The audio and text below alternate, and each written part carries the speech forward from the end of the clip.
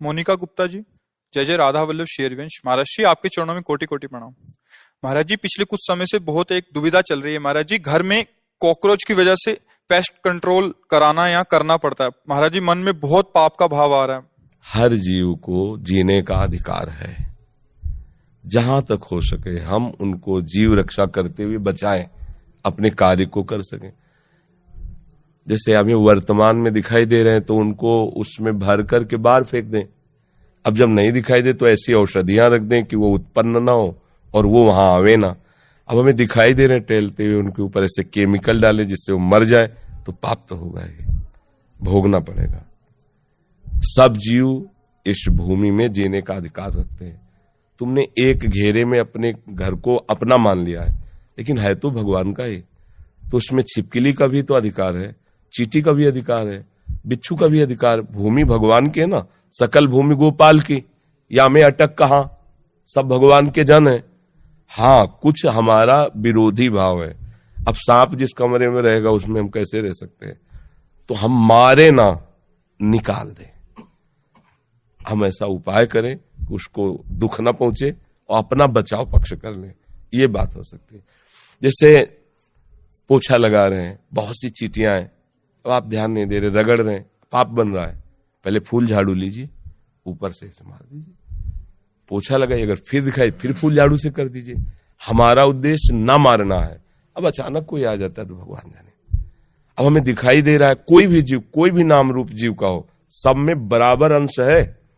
जितना एक हाथी में उतने एक चींटी में, जितना एक महात्मा में उतने कॉकरोच में, वो पावर सब में विराजमान है। कोई ऐसी जगह नहीं जहां वो ना हो। हाँ, ये जरूर है कि अनजाने में जो पाप होते हैं वो भगवान क्षमा कर देते हैं। अब चींटियां हैं, उसके ऊपर आप केमिकल डाल दो, अब आपको दंड भोगना। इसमें भी देखना है, बचाव पक्ष अपना रखना है, लेकिन उसको नष्ट नहीं करना। किसका प्रश्न था? हाँ, ये आपको देखना है। बहुत सी ऐसी, अब जैसे घर गृहस्थी में ये सब, हमने किसी एक परिवार को देखा, जा रहे थे कि घर की सब छिपकली निकालकर रोड में ईंटों से कुचला था। दुर्गति होगी, कोई संशय नहीं। आपको ऐसा लगता है, हम कहते ठीक है, हमारा उनका विरोधी भाव है, मतलब भोजन में वो शौच न कर दें, भोजन में गिर न जाए, तो आप उनको निकलवा कर बात छोड़ दीजिए। संसार है, मारने जरूरी है, उनकी हत्या करना जरूरी है क्या? मुझे लगता है किसी भी जीव की हत्या करने का अधिकार हमें नहीं है। हम अपने बचाव पक्ष में हैं। अब कोई मर जाता है वो बात अलग है, अपने बचाव पक्ष में। क्योंकि अगर सेवा पक्ष दिया गया है तो फिर हो सकता है, क्योंकि उस समय वो धर्म है, उस समय वो धर्म है। अब इस समय हमें वो धर्म, आपत धर्म तो नहीं है ना, तो इसमें हमें विवेक के द्वारा चलना है। झाड़ झाड़ के फेंकते रहो, जब देखा अब नहीं है तो वो औषधि, वो दवाएं चली हैं, लगा दीजिए, तो आएंगे नहीं और वो उत्पन्न ही नहीं होंगे। गंदगी नहीं रखोगे तो काहे को उत्पन्न होंगे, गंदगी रखोगे तो उत्पन्न होंगे। ऐसी वो सब चले हैं कि रख दो तो ये सब कीड़े मकूड़े नहीं होते, पर सब में भगवान है। मारना तो हम कभी अनुमति नहीं देंगे, और किसी भी जीव को दंड दोगे। देखो, एक कथा तुम्हें सुनाते हैं, महाभारत की है। एक महात्मा मांडव्य ऋषि नाम के थे। वो हाथ उठाकर ऐसे, पहले बहुत कठिन तप संतों को करना पड़ा। कलयुग है तो अब तो नाम जप से ही काम, मंत्र जपो, नाम जप। दाहिने पैर के अंगूठे केवल पूरा शरीर का भार रखकर हाथ उठाकर मंत्र जप रहे थे। उसी राज्य में कुछ चोरों ने राजा के यहां चोरी की, राज कर्मचारियों ने पीछा किया, उनके आश्रम में गए और आश्रम में छुप गए, इस भाव से कि महात्मा के आश्रम को देखते ही राज कर्मचारी वापस चले जाएंगे कि यहां कैसे चोर छुपे हों। पर उनकी दृष्टि पड़ गई घुसते देख के। अब वहां गए तो माल सहित पकड़े गए।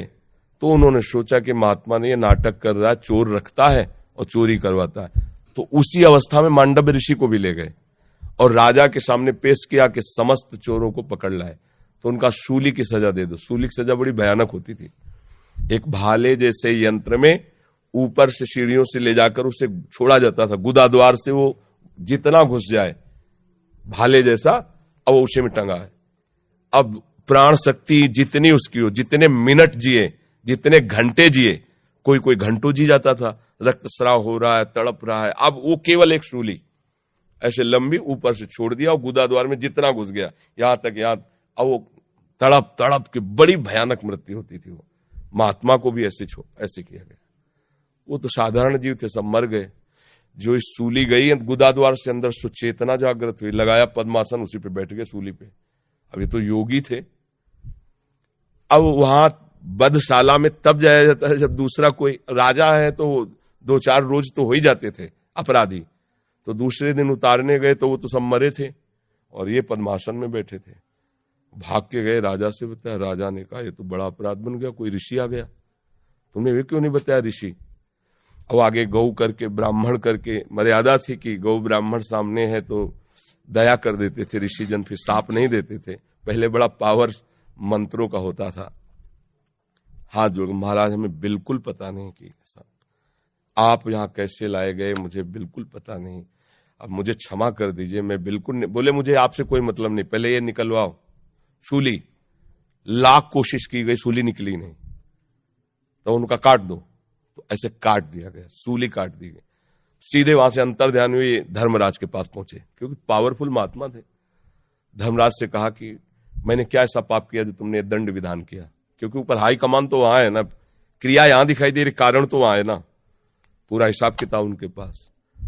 तो बड़े गुस्सा में थे। तो उनका गुस्सा मत होइए महाराज, आप देख लीजिए, जैसे अपने है ना कि रिवर्स करके फिर वही सीन चला के दिखा दी टीवी में, तो वहां उन्होंने सीन दिखाई।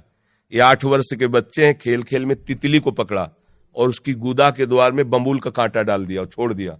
तड़प तड़प के वो तितली काफी समय में, बम्बूल का कांटा बड़ा होता है, तो जानते उसका परिणाम क्या आया, सूली उनके गुदा में डाली गई महात्मा होने पर भी।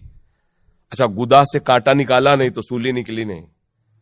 ये केवल मुंह जबानी कथा नहीं, महाभारत में भगवान व्यास देव जी ने इसको लिखा है।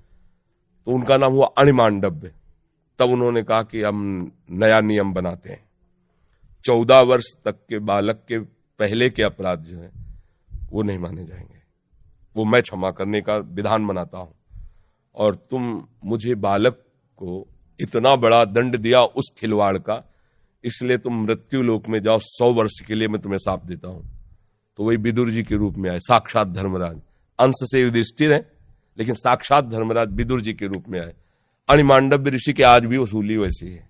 अब आप सोचो, एक महात्मा इतना बड़ा पावरफुल, जो न्यायाधीश को भी मृत्यु लोक में भेज दिया दंड देके, उसकी सूली नहीं निकली, तो आप काकरोच को या किसी जीव को, मुझे लगता है कि हिसाब है, तो बचो, ऐसे कर्म मत करो जिससे पाप हो।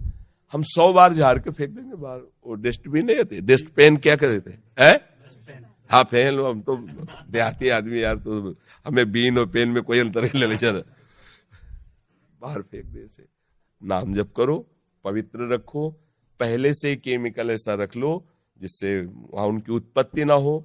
आप देख के डालोगे कि ये डाल, अब वो सीधा हत्या है, वो आपको अपराध लगेगा।